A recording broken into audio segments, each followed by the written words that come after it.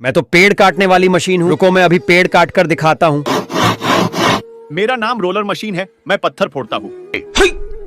मेरा नाम ट्रक है, मैं हाथी को ट्रक में लेकर जाता हूँ। अरे दोस्तों, मेरा हाथी क्यों रुक गया? अब आप लोग ही मेरी मदद कर सकते हैं। बेटा मुझे देखकर इग्नोर मत करना। इस बार जो भी परीक्षा में पास होना चाहता है मैं पास कर दूंगी, लेकिन मेरा भी एक काम करना होगा तुम्हें। इस वीडियो को लाइक और चैनल को सब्सक्राइब करना होगा और 5 सच्चे दोस्तों को शेयर करना होगा। और मेरे बेटे जाते जाते कमेंट में सरस्वती माँ। आप लोगों की मदद से मेरा हाथी ट्रक में आ गया।